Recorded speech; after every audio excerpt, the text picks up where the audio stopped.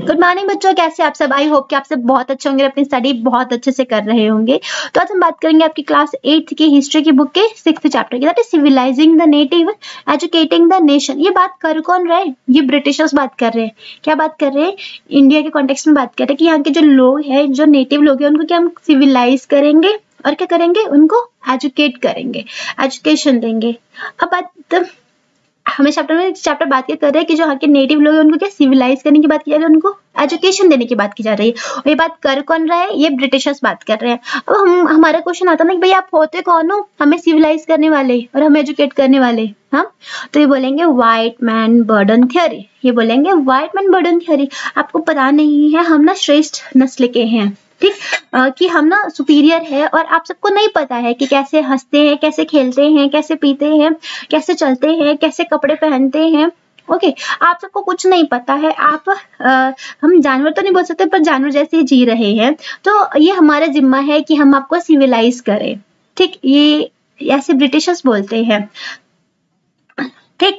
उनको ये बोलते हैं, ये बेसिकली क्या है, ये व्हाइट मैन बर्डन थ्योरी के थ्रू क्या है, अपने आप को, मतलब जो शोषण कर रहे थे अपने कॉलोनी पे, मतलब जो एक्सप्लॉयटेशन कर रहे थे कॉलोनी का, उसको क्या है, इलीगलाइज करने की कोशिश करते हैं इस थ्योरी के थ्रू। किस थ्योरी के through? White man burden theory के थ्रू। अब ये व्हाइट मैन बर्डन थ्योरी के थ्रू क्या है, अपने आप को सिविलाइज बताएंगे और बाकी लोगों को क्या बोलेंगे, हम आपके उद्धार करता है, हम आपका उद्धार करेंगे, हम आपको सिविलाइज करेंगे, ठीक। अब ये एजुकेशन की भी बात करें, ये एजुकेशन की बात करें कि हमें एजुकेशन देंगे। क्यों? हमारा कोई एजुकेशन सिस्टम नहीं है क्या? हाँ, ये जो बात कर रहे हैं ये हम इनको क्या बताएं? अब इन्होंने खुद ही क्या है, एक स्कॉटिश स्कॉलर है, उनको बना देते हैं सर्वेक्षण करता, मतलब सर्वेक्षण के लिए, सर्वे के लिए एक पर्सन को नियुक्त करते हैं। वो कौन होते हैं? William Adam. अब एडम क्या है, उनको बोलते हैं कि आप सर्वे कीजिए कि बंगाल और बिहार में क्या एजुकेशन सिस्टम कैसा है, कितनी पाठशालाएं हैं, ये कैसे वर्क करती है। तो विलियम एडम जब जाते हैं बंगाल बिहार में, तो क्या पाते हैं कि लगभग 1 लाख पाठशालाएं चल रही है, लगभग 1 लाख पाठशाला चल रही है, जिसमें क्या है, एक पाठशाला में क्या लगभग 20 से 25 क्या है बच्चे आते हैं एक ग्रुप के। और ये है हमारे जो पर्सन, जो हमारे नेटिव लोग थे, वो अपने टीचर को क्या बोलते थे? गुरु बोलते थे। क्या बोलते थे? गुरु बोलते थे। गुरु के पास जाते हैं, 20 से 25 बच्चे बैठते हैं, और ये जो बच्चे होते हैं वो अलग क्लास के होते हैं, अलग अलग कास्ट के होते हैं। क्लास मतलब कि जैसे कि 5th स्टैंडर्ड का बच्चा और 12th स्टैंडर्ड का बच्चा साथ में बैठते हैं। इस क्लास में क्या है, कुछ अमीर बच्चे भी, कुछ गरीब बच्चे भी, और जो इनकी जो गुरु की फीस होती है वो सब क्या है, अपना अकॉर्डिंग देते हैं। जो थोड़ा रिच होते हैं वो थोड़ा ज्यादा देते हैं, जो पुअर है वो थोड़ा कम देते हैं। तो इससे होता है कि थोड़ा इंक्लूजन होती है सोसाइटी में, क्या है, हर बच्चे को क्या है, एजुकेशन मिल जाता है उनके नीड के अकॉर्डिंग। अब देखिए, बट क्या है, एक सिंगल गुरु है और वो क्या है, वो ऑरली क्या है, यहाँ पे शिक्षा दे रहे हैं बच्चों को, और ये क्या है, बच्चों के नीड्स के अकॉर्डिंग देते हैं शिक्षा, और ये इन्वायरमेंट में दिया जाता है, ठीक। अब एडम रिपोर्ट क्या बात करते हैं? एडम यही बोलते हैं कि उस टाइम की पाठशाला की बात की जाए तो लगभग एक पाठशाला में 20 से 25 बच्चे पढ़ते थे। और जो गुरु जो होते थे, बेसिकली क्या होता है, गांव के जो मुखिया होते थे या फिर वेल्दी पीपल होते थे, या फिर क्या है, गुरु को क्या है, कम्युनिटी द्वारा, गांव की कम्युनिटी जो होती है उनके द्वारा क्या है, अपॉइंट की जाती है, और उसकी फीस पेमेंट हर कोई क्या है, अपने अकॉर्डिंग, जिनकी भी उनकी क्षमता होती है उसके अकॉर्डिंग पे की जाती है। और गुरु क्या है, ओरली ज्ञान देता है। और जो ये पाठशाला का जो सिस्टम है वो क्या है, फ्लेक्सिबल है। फ्लेक्सिबल इन द सेंस कि आप सबको पता है जो एग्रीकल्चर है वो मेन ऑक्यूपेशन है ना। आपको पता है जो 70% जो पीपल है वो क्या है, एग्रीकल्चर में इंगेज रहती है ना। तो उस टाइम तो ये सिस्टम और होता था, एग्रीकल्चर में मोस्टली लोग करते थे। तो क्या उस टाइम क्या है, तो आपको पता है कि एग्रीकल्चर में क्या है, बहुत ज्यादा मेहनत लगती है, और पुराने टाइम में तो इतना क्या टेक्नोलॉजी भी डेवलप नहीं थी। तो क्या था, लोग खुद ही उसमें बुआई करते थे, तो खुद ही उसकी कटाई करते थे। तो उस टाइम जब फसलों की कटाई की जाती थी, उसकी बुआई की जाती थी, उस टाइम क्या पाठशालाएं बंद रहती थी, और वैसे जैसे ही नई फसल बो दी जाती थी तो ये पाठशालाएं क्या जाती थी, खुल जाती थी। और गुरु क्या है, बच्चों की नॉलेज के हिसाब से, उनके स्टैंडर्ड के हिसाब से क्या उनको नॉलेज देने की कोशिश करते थे, नॉलेज देते थे।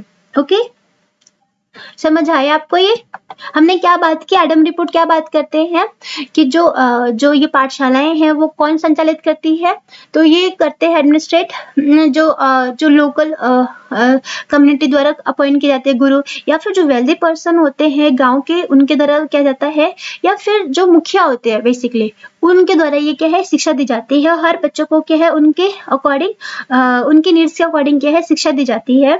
और ये जो शिक्षा है वो ऑरली दी जाती है। अगर ऐसी पाठशालाओं की बात की तो बंगाल बिहार में उस टाइम क्या है लगभग 1 लाख पाठशालाएं ऐसी पाई गई है, ये पाई गई थी।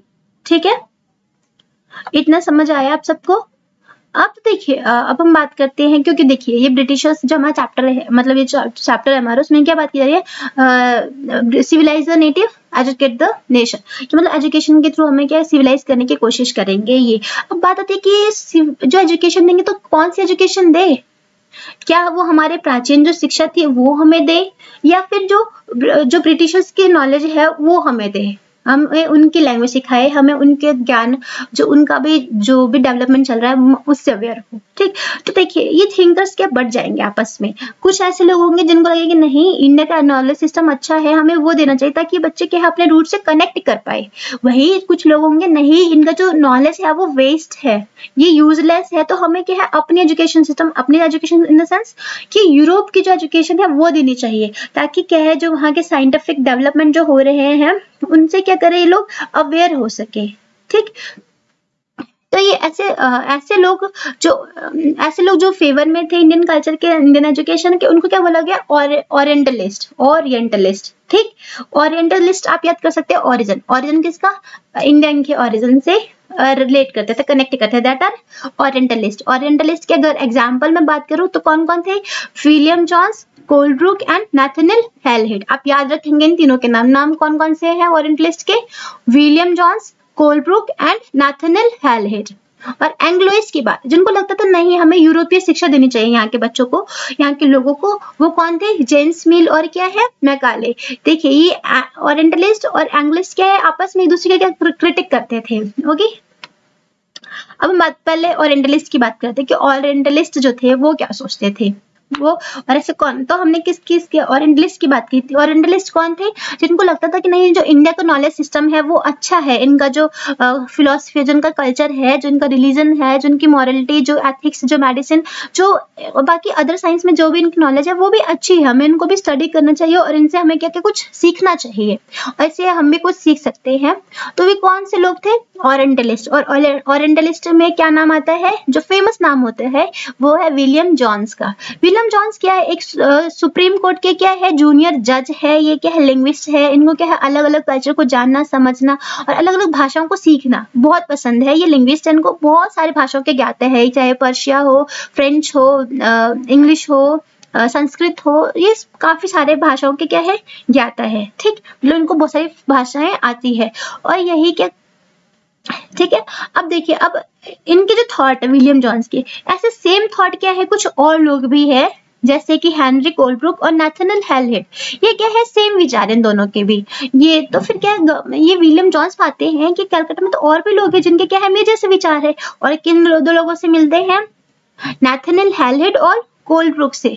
और ये क्योंकि सेम विचारधारा के, तो क्या, और ये क्या है जो इंडिया की जो कल्चर है उसको क्या है जो इंडिया का जो हेरिटेज है, जो कल्चर है उसको क्या है स्टोर करके रखना चाहते थे, उसको समझना चाहते थे, उसको जानना चाहते थे। इसलिए उन्होंने क्या बनाया, एक एशियाटिक सोसाइटी की स्थापना करते, क्या बनाते हैं, एशियाटिक सोसाइटी की स्थापना करते हैं और एक जर्नल भी निकालते हैं जिसको क्या बोलते हैं, जनरल इन द सेंस कि जनरल क्या होता है, जैसे कि एक न्यूज़पेपर होता है, मैगजीन होता है ना, तो वैसे इनकी ऑर्गेनाइजेशन ये जो थी एशियाटिक सोसाइटी, इसमें जो भी काम होता था, जो भी रिसर्च होते थे, जो भी डिबेट होता था, तो क्या है उसको एक न्यूज़पेपर में पब्लिश करते थे, एक मैगजीन में पब्लिश करते थे, उसको क्या बोलते थे general, that is Asiatic research. ठीक है, तो बताइए ओरिएंटलिस्ट में आप क्या क्या याद रखेंगे, विलियम जोन्स को याद रखेंगे। ठीक, विलियम जोन्स कौन थे, एक सुप्रीम कोर्ट के जज थे, वो लिंग्विस्ट थे, उनको बहुत सारी भाषाओं का ज्ञान था।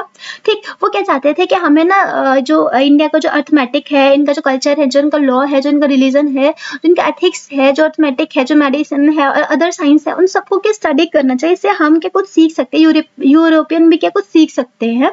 ठीक, और इसी सेम विचारधारा वाले लोगों से मिलते हैं, दो कौन कौन से लोग हैं जो क्या है विलियम जोन्स जैसे विचार रखते हैं। कौन है वो, हेनरी थॉमस कोलब्रुक और नाथानिएल हालहेड। कौन से हैं? Henry Thomas Colebrooke and Nathaniel Halhed. और इन दोनों के साथ मिलते हैं, मतलब अब दोनों के साथ मिल गए तो कितने लोग हो गए? 3 हो गए। और ये तीनों क्या करेंगे? एशियाटिक सोसाइटी की स्थापना करेंगे, सो दैट कि जो इंडिया का जो कल्चर है, जो उसका हेरिटेज, उसको क्या स्टोर कर सके, उसके बारे में जान सके, और एक एशियाटिक सोसाइटी की स्थापना तो करते हैं, बट इसमें जो डिबेट्स होते हैं, जो इनमें रिसर्च की जा रही है, उन सबको क्या है, एक न्यूज़पेपर में भी क्या है, पब्लिश करते हैं या मैगजीन में पब्लिश करते हैं, जो क्या बोलते हैं? एशियाटिक रिसर्च बोला जाता है।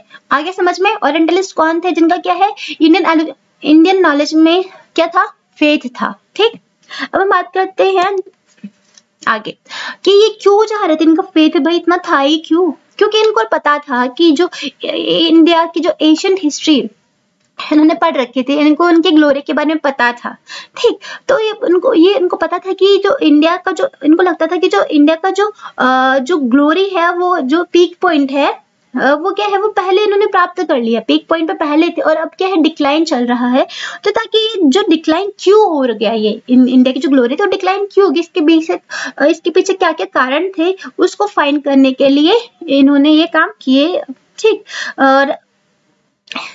और ये चाहते थे कि जो हिंदू और मुस्लिम की जो बेसिक आइडियाज है, उसको ताकि ये अंडरस्टैंड कर पाए। आपको पता है हिंदू में भी क्या है, कुछ अच्छे कॉन्सेप्ट है, कुछ अच्छी चीजें हैं, वही मुस्लिम में भी क्या है, कुछ अच्छी चीजें, कुछ अच्छी चीजें है। मतलब आप अगर होली बुक को देखेंगे, चाहे वो हिंदू का हो या मुस्लिम का हो, इसमें क्या सभी अच्छी बातें की गई है, सभी बुकों में बात की गई है भाईचारे की, किसी को कष्ट ना पहुंचाने की, ऐसी बातें, अच्छी बातें की गई है। वहीं जो आपको अब आपको ये भी पता है, जो हमारा एजुकेशन सिस्टम था, वो क्या था, ओरली दिया जाता था, और ओरली क्या है, चीजों को इजीली कोई क्या है, मैनिपुलेट कर सकता है ना। तो क्या है, तो जो ये चाहते थे ताकि ना हम इसकी जो बेसिक आइडियाज है, उसको तो हम क्या लोगों के सामने ला सके, इसलिए क्या चाहते थे, पढ़ना चाहते थे, हमारे इंडिया की हिस्ट्री को जानना चाहते थे। ठीक, हिस्ट्री का मतलब हमारी फिलोसफी है, हमारी ज्योग्राफी जो भी थी, वो सबको ये अंडरस्टैंड करना चाहते थे, ताकि जो बेसिक आइडियाज है उसको अंडरस्टैंड कर पाए, ये देख पाए कि किसी ने इन चीजों को मैनिपुलेट तो नहीं करा है। ठीक, ओके। अब तीसरा रीजन ये है कि वो ना चाहते थे जो नेटिव लोग हैं, वो हमें रिस्पेक्ट दो, और रिस्पेक्ट लिए क्या करना, उनको क्या है, अपने नेटिव लोगों में क्या है, उनके दिलों में क्या जगह बनानी पड़ेगी। तो इस रीजन से भी क्या है, वो उसको क्या करते थे, एम्फसाइज करते थे ओरिएंटलिस्ट एजुकेशन पे।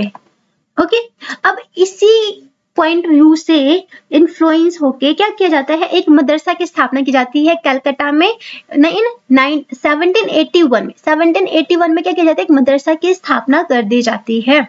और क्या है, 1791 में क्या की जाती है, एक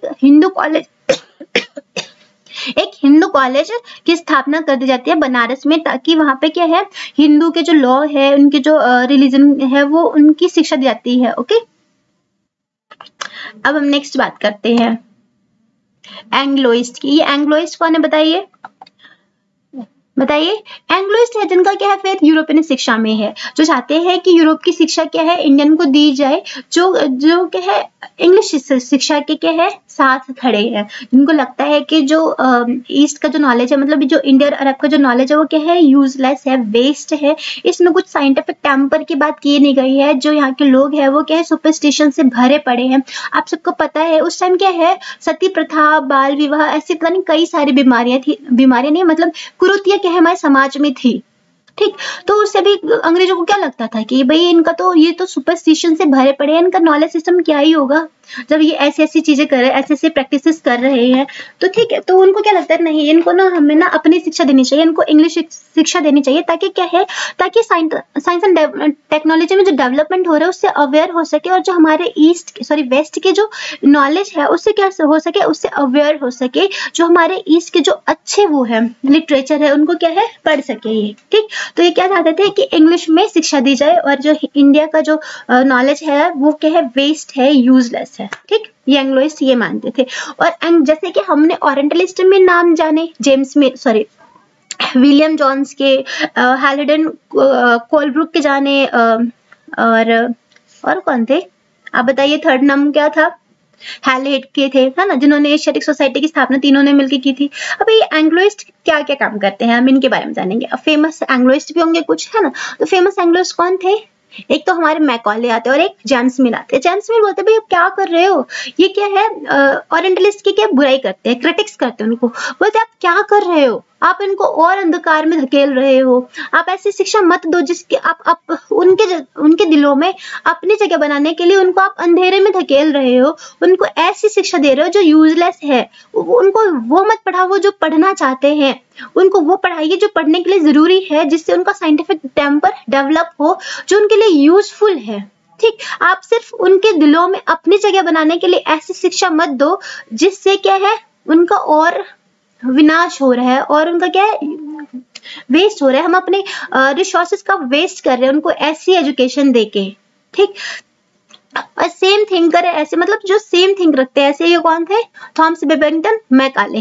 मैकाले क्या बोलते हैं कि जो इंडिया का जो पूरा एजुकेशन सिस्टम है वो यूजलेस है, और कहते हैं जो यूरोप की जो एक सिंगल मतलब अच्छी लाइब्रेरी का जो सिंगल सेल्फ है ना हमारे यहाँ, मतलब सिंगल सेल्फ जो है बुक्स की, वो बेटर है रेदर देन ये पूरा जो हमारा अरब का और इंडिया का जितना भी नॉलेज सिस्टम है, सबसे बेटर है हमारा सिंगल सेल्फ का एक लाइब्रेरी की बुक।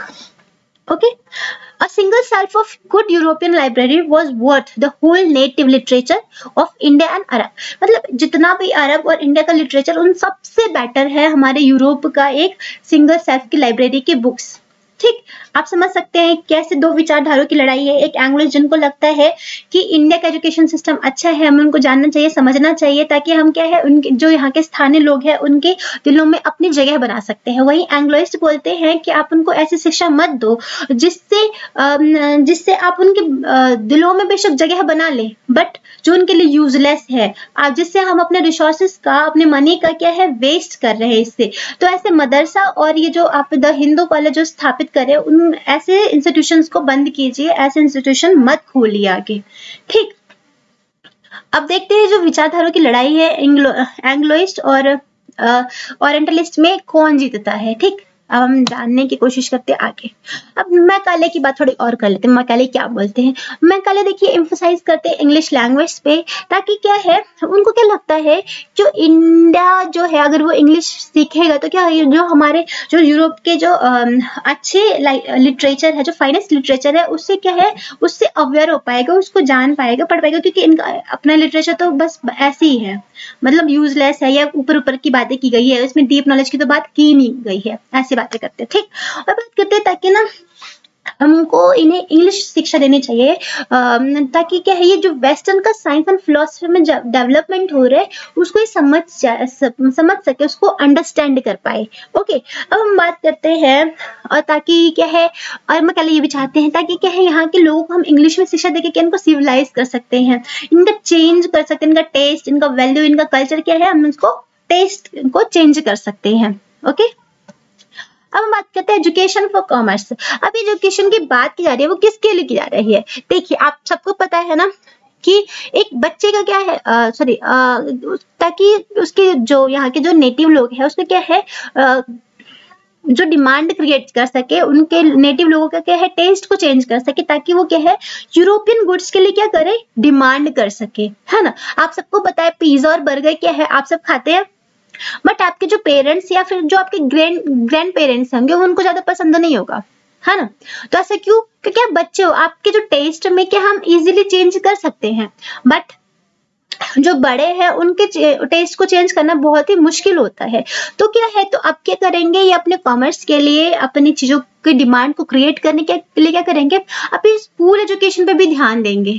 ठीक, अब आप आगे देखेंगे कि कैसे स्कूल एजुकेशन पे जो हमारी लोकल पाठशालाएं हैं उन पे भी फोकस करेंगे। ठीक, और एडमिनिस्ट्रेटिव पर्पस आपको पता है जो ईस्ट इंडिया कंपनी जो वर्क करते थे इंडिया में, उसके लिए क्या है जो एम्प्लॉय होते थे वो कहाँ से आते थे, ब्रिटेन से आते थे, और ब्रिटेन से अगर किसी को इंडिया लाना है तो क्या उसको अच्छे पैकेज देने पड़ेंगे, है ना।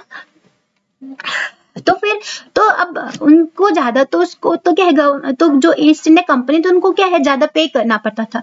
तो क्या चाहेंगे कि उन चाहेंगे कि हम यहीं के लोगों को क्यों ना एजुकेट करें और यहीं से अपने क्या है नीड्स को फुलफिल कर पाए, और कंपनी की जो नीड्स होती है पर्सन की रिक्रूटमेंट के लिए हम यही इन्हीं के लोगों को ले लेंगे, है ना।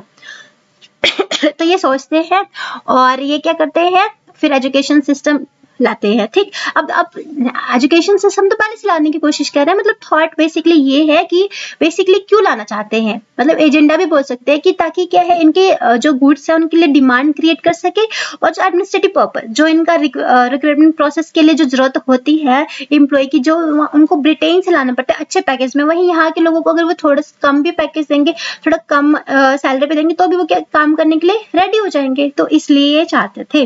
ओके, अब इसी बातों में जैसे कि विचारधारा की लड़ाई तो चल रही है, और इसी में 1854 में आ जाता है वुड्स डिस्पैच। वुड्स डिस्पैच को पता है आपको, ये मैग्ना कार्टा ऑफ एजुकेशन भी बोला जाता है। ठीक, क्योंकि इसमें एक एजुकेशन डिपार्टमेंट की स्थापना की जाती है। ठीक, education department of the government was set up to extend control over all matters regarding education. अब एजुकेशन से रिलेटेड जितने भी हमें पॉलिसी बनानी है या जो भी चीजें करनी है वो क्या है, एजुकेशन डिपार्टमेंट देखेगा। इसके रिगार्डिंग जितनी भी चीजें होगी वो कौन हैंडल करेगा, एजुकेशन डिपार्टमेंट।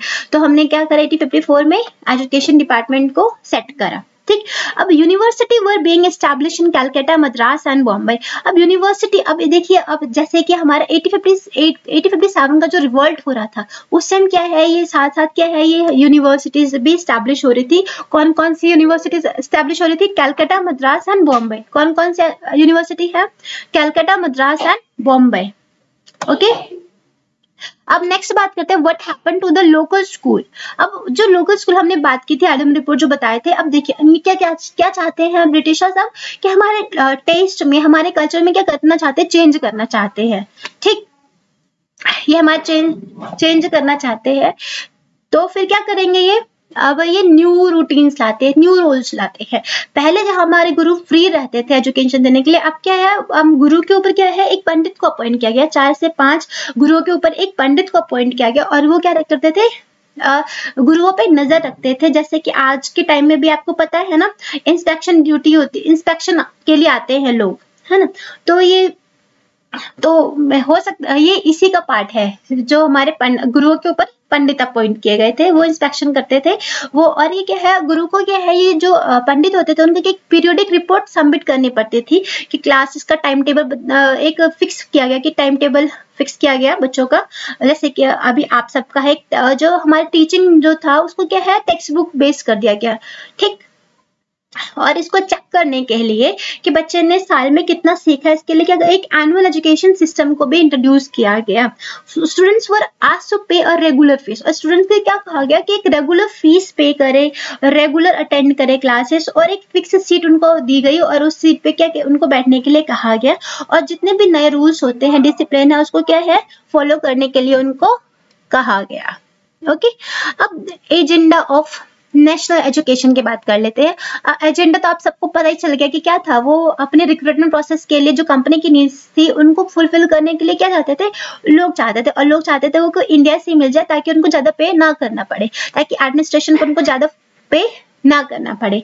ओके, ठीक, अब बात करते हैं English education as enslaved. Gandhi ji क्या कहते हैं कि इंग्लिश एजुकेशन है जो कि हमें क्या है, मानसिक गुलाम बना दिया है, हम अपनी धरती पर क्या वीरान से हो गए हैं। एजुकेशन का पर्पस ये नहीं होता है कि बुकिश लैंग्वेज को ही हम क्या है, बुकिश लैंग्वेज को ही हम क्या नहीं बोल सकते कि एजुकेशन है या ये लोग एजुकेटेड है। इसलिए हमें मेंटली स्लेव बना दिया है। एजुकेशन का मतलब क्या है, जो बच्चे का होलिस्टिक डेवलपमेंट करे, जिससे बच्चे कुछ अलग सोच सके, कुछ कर सके। एजुकेशन को हमें क्या करना चाहिए, एक उनके हुनर से कनेक्ट करके देखना चाहिए, और एजुकेशन में हम बच्चों को कुछ ऐसा सिखाए जिससे कि वो अपना लाइवलीहुड चला सके, या मतलब जिससे कुछ वो मेन काम कर सके। बेसिकली गांधी जी का जो फोकस था वो कुछ ऐसा था, जैसे कि हम एमएसएमई सेक्टर से कनेक्ट करके देख सकते हैं। गांधी जी चाहते थे कि हर बच्चे को क्या है कुछ बनाना, जैसे कि आप देख सकते हैं चरखे से क्या वहां पे कपड़े बनाने, धागे बनाने सिखाए जाते थे। ठीक, ताकि एक बच्चों को क्या है, जो उनको जीवन यापन करना है उसके लिए क्या करे, उनको एक हुनर आ जाए जिससे जो वो कुछ प्रोड्यूस कर पाए और क्या उसको सेल कर सके, और फिर वो क्या कुछ कर सके, कुछ अर्न कर सके, और अपने नीड्स को क्या करे, सेटिस्फाई कर सकते। तो गांधी जी का विजन ये था कि एजुकेशन का मतलब बस बुकिश लैंग्वेज से नहीं है, पेन कॉपी की बुक नॉलेज से नहीं है, बल्कि एजुकेशन का मतलब हुनर से है, आपके हाथ के हुनर से है, जहां आप कुछ करते हैं, कुछ सीखते हैं। ठीक, और आगे बढ़ते हैं। और वही गांधी जी क्या सोचते थे एजुकेशन के बदले के लिए, तो टैगोर जी क्या कहते थे कि जो एजुकेशन है वो क्या है खुले वातावरण में दी जानी चाहिए, क्योंकि जो टैगोर थे उनको क्या है बहुत सफोकेटिंग लगता था स्कूल का इन्वायरमेंट, ठीक। तो क्या करते थे पीसफुल जगह में होने चाहिए। और टैगोर क्या करते थे एंग्लोइस्ट और ओरिएंटलिस्ट दोनों को मानते थे इन द सेंस कि दोनों की कुछ अच्छी पॉलिसी को लेना चाहते थे। उनको लगता था कि इंग्लिश एजुकेशन अच्छा है, बट उसके साथ जो हमारी ओरिजिन है, जो हमारा बेसिक जो जैसे कि हमारा आर्ट है, हमारा कल्चर है, उसको भी हमें क्या संजो के रखना है। तो आप देखेंगे कि जो टैगोर जी का जो शांति निकेतन है उसमें क्या है साइंस और टेक की तो एजुकेशन दी जाती है, उसके साथ म्यूजिक कल्चर की भी एजुकेशन दी जाती है। तो ये था टैगोर जी का अबॉर्ड ऑफ पीस, शांति निकेतन, मतलब जहाँ बच्चे पीसफुली चीजों को देख सके, पढ़ सके, उसको अंडरस्टैंड कर सके। रविंद्रनाथ टैगोर जी कहते हैं कि बच्चों को फ्री छोड़ देना चाहिए इन्वायरमेंट में, ताकि वो उसको अंडरस्टैंड कर पाए, ताकि एक पेड़ पर चढ़ सके।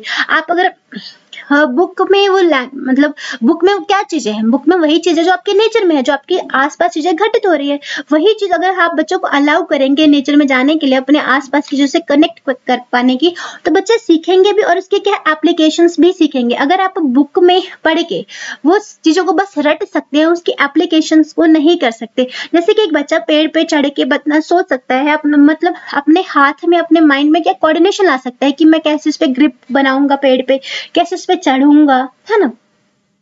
तो क्या है कि बुकिश लैंग्वेज और जो एक्चुअल नॉलेज है, जो नॉलेज की एप्लीकेशन है, वो क्या वेरी करती है। सो टैगोर जी क्या कहते हैं एक पीसफुल इन्वायरमेंट में एजुकेशन देने की बात करते हैं, ताकि बच्चे क्या करें अपने इन्वायरमेंट से कनेक्ट कर पाए, उसको अंडरस्टैंड कर पाए और उसको अप्लाई कर पाए, ठीक है। तो इतना ही, और आज का चैप्टर खत्म होता है।